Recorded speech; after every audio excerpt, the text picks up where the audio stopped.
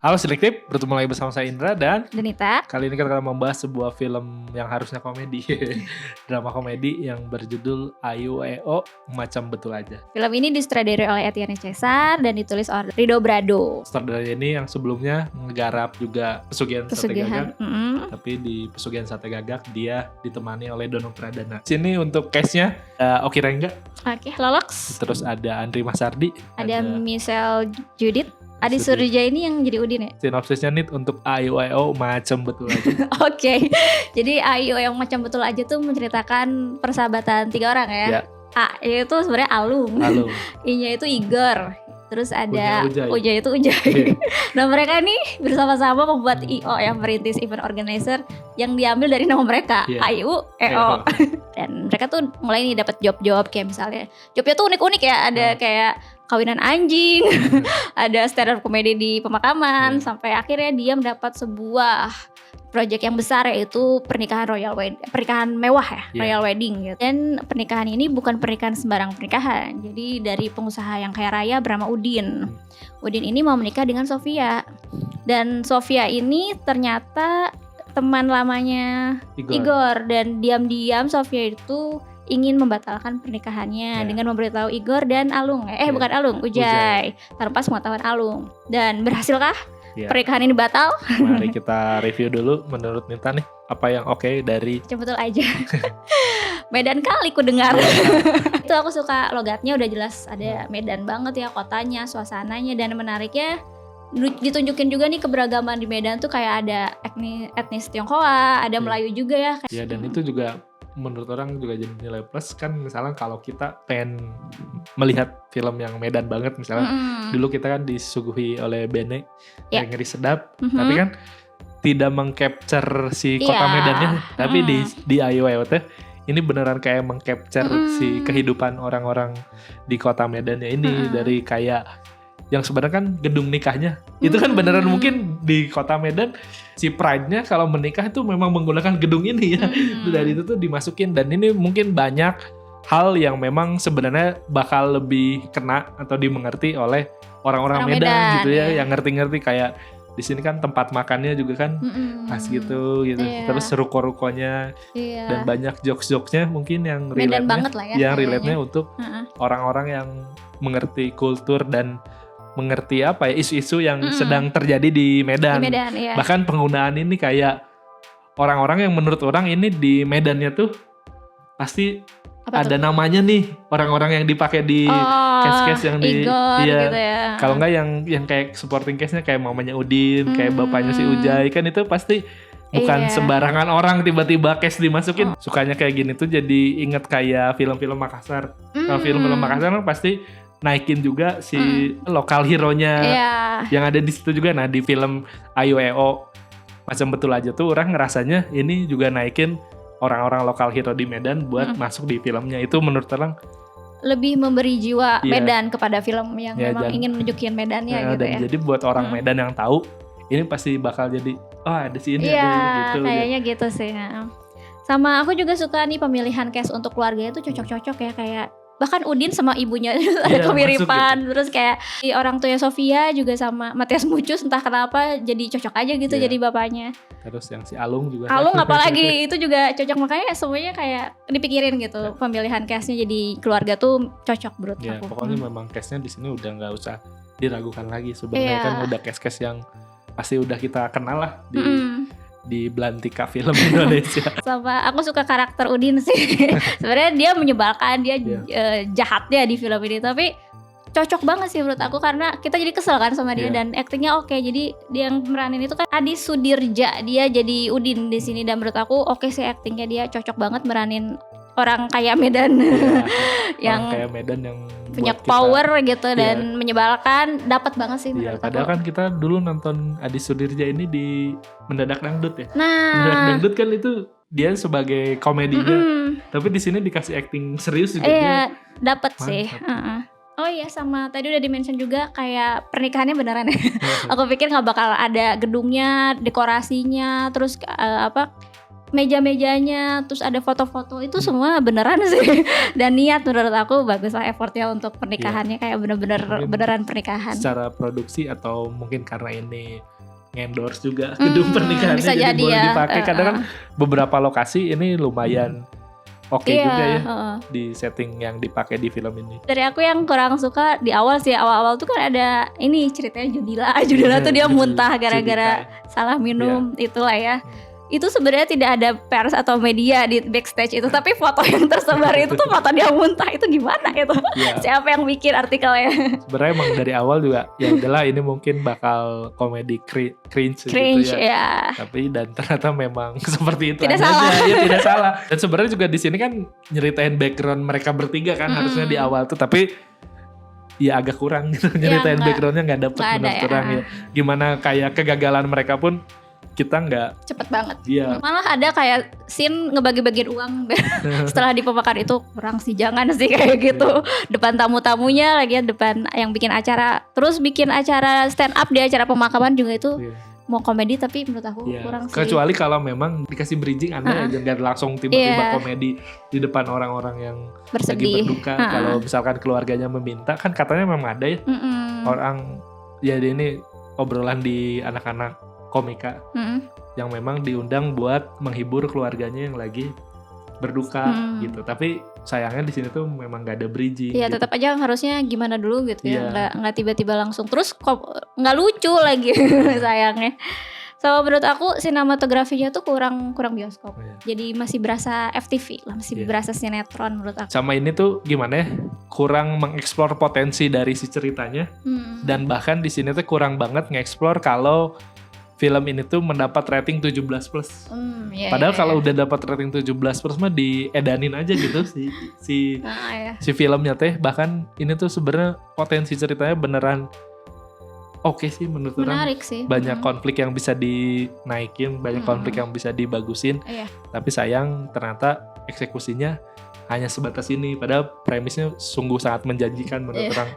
Apalagi kan ini gimana caranya untuk ngebatalin pernikahan, terus gimana caranya untuk nangkep si Udin yang ternyata penjahat, itu tuh bagus banget sebenarnya. Tapi sayang yang nggak dieksekusi dengan oke. Bahkan yang ini loh, yang adegan oke-nya yang dimana mereka bertiga berantem nih, kan itu udah one take ya sebenarnya di sini. Tapi sayangnya kayak ada jeda, kita ngerasain tuh kalau kita lagi nontonin syuting gitu.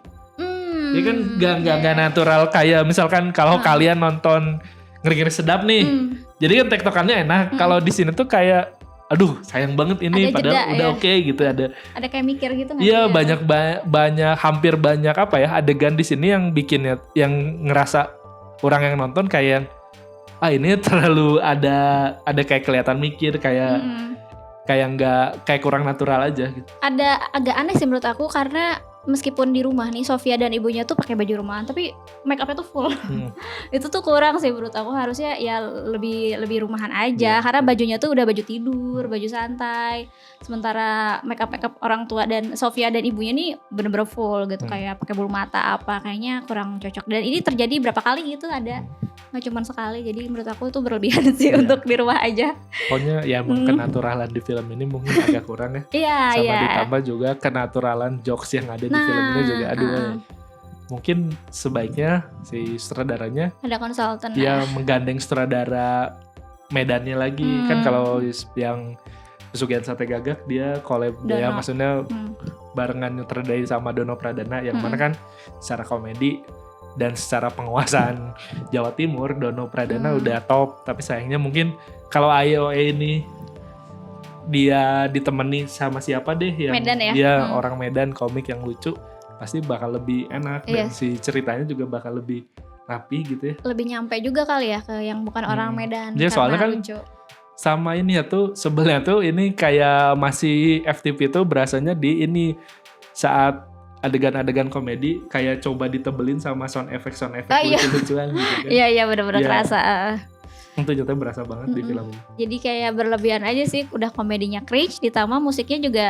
Iya, trying to be funny-nya tuh beneran. Iya, mencoba banget. Sama kalau dari aku, film ini tuh gimana ya? Ya tadi sih kayak banyak yang tidak natural gitu dan tidak mikirin hal-hal yang sepelenya, kayak misalnya orang tua Alung tuh bapaknya Alung, papanya Alung tuh kok disebut Koko ya waktu pas datang ke ruko sama teman-teman anaknya kayak Igor dan Ujai. Padahal kan harusnya om atau setara om lah ya, apa gitu. Kok Koko gitu. Koko kan artinya kakak bukan sih? Itu juga kurang oke menurut aku. Terus ada lagi nih scene dimana Sofia itu pas di jembatan, ingat nggak? Dia tuh kayak mau terjun gitu, tiba-tiba pindah muka terus pas balik lagi tuh kayak beda orang atau karena lipstiknya warnanya berubah, kayak yang nggak natural aja sih itu menurut aku. Sebenarnya itu hal-hal kecil tapi kalau buat orang yang ini jadi kayak ganggu sih, buat orang yang kayak merhatiin banget hal-hal kecil kayak gitu. Jadi menurut aku secara teknis ini kurang mateng gitu. Ya bahkan memang secara cerita sebenarnya secara skripnya juga ini belum draft final banget mungkin ya berasanya tuh dari cerita itu. Pertama orang ngelihat dari dari hubungan ketiga temennya aja itu gak terlalu kuat ya menurut orang, gak dapet gitu kita kalau mereka tuh beneran berteman apa aja yang udah mereka lalui hingga sampai saat itu gak dapet. Padahal udah banyak adegan bagus tapi sayang nggak ada hal yang nge-bridging ke adegan-adegan bagusnya gitu. Bahkan di sini juga yang adegan yang mereka tadi berantem bertiga, terus adegan yang bapaknya Sofia minta maaf di ending gitu. Adegan kayak penjual marah ke si Udin juga itu tuh kayak cepet banget gitu, nggak ada bridging atau nggak ada jembatannya dulu buat ke situ. Sama sih aku juga kayak pengen ngelihat persahabatan mereka tuh sampai udah sejauh mana sih, udah kayak gimana sih, karena kalau ngelihat dari kerjaan yang sehari-hari mah mereka tuh bekerjanya berbeda, ternyata beda-beda. Kayak misalnya Igor tuh di supermarket, terus misalnya Ujai itu dia di mana ya aku lupa. Ya pokoknya mereka tuh beda-beda gitu. Terus tiba-tiba dalam satu event si Alung nih jadi event manager, mereka udah bersahabat nih, harusnya diceritain kenalnya tuh gimana atau apa, terus sedekat apa, sampai akhirnya mutusin buat bikin IO bareng gitu. Terus kan itu juga IO-nya kayak mereka nggak ngelakuin apa tiba-tiba nggak ada marketing, nggak ada apa ya. Itu sih. Ya itu nyepelein hal-hal kecil sih. Dan premisnya tuh udah komedi banget ya, kayak pembatalan nikah, terus ternyata Udinnya kayak gitu, menarik sih untuk dieksplor lagi, untuk dikembangin. Sayangnya ya gitu. Padahal kan itu yang pas si Udinnya nyari-nyari istrinya, terus pas keluar ternyata fotonya Udin diganti gini sama bintang apa gitu. Itu sebenarnya bisa jadi gong andai ya eksekusinya lebih enak gitu. Tapi sayang di sini ya hanya seperti ini aja. Padahal udah dapet tuh fasilitas enak ya, maksudnya di gedungnya udah enak lah buat dibikin kayak gimana gitu. Cuman mungkin, ya sayang. Ya karena keburu-buruan harus syuting mungkin atau keburu yang lain jadi skripnya masih belum matang, ya udah kita syutingin aja atau ada ya alasan teknis lainnya yang kita tidak tahu. Tapi ini tuh sayang banget, ada potensi bagusnya, sayangnya di eksekusinya kurang maksimal, kurang matang. Sama aku tuh bingung ya sebenarnya, dijelasin nggak sih? Mungkin aku takutnya ke skip. Jadi si Udin ini ngebakar perkampungan itu tuh kenapa alasannya? Iya nggak tahu kan ya? Nggak di ini. Takutnya aku skip tapi ya maksudnya nggak apa-apa kita tahu kalau si Udin ini dunia gelap, ya jahat lah ya, jahat, tapi ya at least ada penjelasan yang logis gitu. Iya, kenapa ataukah memang dari dulunya dia yang megang Medan sehingga kaya raya atau mafianya Medan itu sebenarnya orang tuanya Udin atau siapa gitu. Harus ada kayak gitu-gitunya sih. Ya itu dia tadi kayak nyepelein hal-hal kecil yang sebenarnya penting buat penonton menurut aku. Jadi kita nggak bertanya-tanya dan nggak ke skip kenapa ini kenapa gitu. Ya, dan bukan buat penonton doang sebenarnya, tapi buat menguatkan si ceritanya. Nah juga. Iya sih ya nguatin cerita, nguatin karakter, jadi ke penontonnya lebih nyaman untuk menikmati atau menonton si film itu. Ya, sama satu lagi kekurangannya adalah yang itu tadi, komedinya tuh menurut aku apa ya, pengen ketawa gede belum nyampe gitu, ketawa kecil jadinya nggak ikhlas gitu. Jadinya menurut aku ini tanggung untuk jadi sebuah film komedi gitu kan. Jadi komedinya memang komedinya ini ya, komedinya ini ya. Jadi kita tuh ini harusnya komedi ya. Ini tuh tadi tuh seharusnya ketawa yang lucu gitu loh. Ya, jadi kita ngerasanya seperti itu. Jadi mungkin ini bisa dibilang untuk drama komedi, dramanya tipis, komedinya juga tipis gitu. Jadi masih kurang lah untuk film drama komedi. Favorit aku yang berantem kali ya. Sebenarnya itu oke. Iya, udah oke. Karena udah one take, berantem emosinya bagus. Cuman ya itu sama sih, aku juga ngerasa kayak ada yang mikir. Ada yang jeda dulu. Bahkan kalau merhatiin yang si Igor itu tuh kayak bingung, aduh aku mau ngebales apa. Terus kayak hampir mau ketawa lagi. Iya, kayak itu. Tadi kan kalau Lolok Oki itu udah tektokannya sekarang mereka kan pas berantem. Tektokannya udah hampir ini, tapi pas ngeliat sih sama ya tadi ada jeda-jeda yang jadi kurang ini. Enggak smooth gitu si berantemnya tuh harusnya dor lebih intens gitu terus pasti kan yang si Igor nyoba buat menengahi tapi gagal atau gimana ya itu juga. Ya padahal itu buat aku bakal jadi scene yang berkesan sih kalau lebih bisa lagi. Dan yang tadi memperkuat ceritanya, andai bisa diperkuat lagi jadi ke scene-scene yang udah oke seperti itu bisa wah ini beneran mantap kan, ya itu terjadi di Ngeri-Ngeri Sedap ya. Itu scene dan Medan juga kan latarnya. Mereka berantem tuh ya karena kita udah dikasih pondasi cerita yang kuat, jadi pas disuguhin adegan berantem yang oke, kita langsung anjir gitu. Dapat. Tapi sayangnya di sini tuh enggak gitu. Sama ada sih yang lucu sebenarnya scene yang waktu Sofia ngejelasin Udin, kamu gak kenal Udin sih, harus ada. Ya.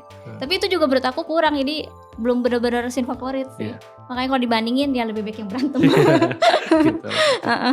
Langsung ke Cinescore untuk film Ayo Macam Betul Aja dari Nita bro. Dari aku 4,5/10. Ya sama dari saya juga 4,5 gitu. Sebenarnya ya harusnya bisa lebih baik lagi, andai mungkin lebih serius di penceritaannya. Ya dan komedinya harusnya lebih lucu lagi. Karena ini film komedi kan. Iya harusnya memangnya tadi kan kalau ini drama komedi, dramanya ada, komedinya juga harusnya ada. Iya. Tidak setipis ini. Oke, jadi buat kalian yang nonton Ayo Macam Betul Aja, menurut kalian seperti apa? Apakah dramanya dapat buat kalian ataukah komedinya dapat buat kalian? Dan buat ini ya, buat orang Medan yang menonton, apakah relate atau enggaknya dengan film ini? Ya, soalnya orang merasa ini beneran film yang memang ditujukan untuk yang Medan banget nih. Pasti buat orang Medan banget pasti bakal enjoy nontonnya. Tapi ya buat kalian orang Medan tolong ya komentar di kolom komentar ya, kasih tahu kita seperti apa. Soalnya kan di kita berdua nggak ada yang Medan, jadi kita agak kurang. Iya bisa memahami. Iya mungkin sebenarnya lucu banget, tapi karena kita tidak memahami kulturnya atau tidak memahami referensinya kan, takutnya memang referensinya hanya untuk orang-orang yang ngerti aja gitu takutnya. Jadi buat kalian yang memang ngerti, tolong jelasin aja di kolom komentar gitu. Takutnya jadi bikin bener ya pas adegan itu memang gitu. Tapi kalau secara cerita menurut orang memang agak kurang kuat. Oke, mungkin cukup sekian saja review dari kita berdua. Sampai jumpa di video-video review berikutnya. Bye-bye.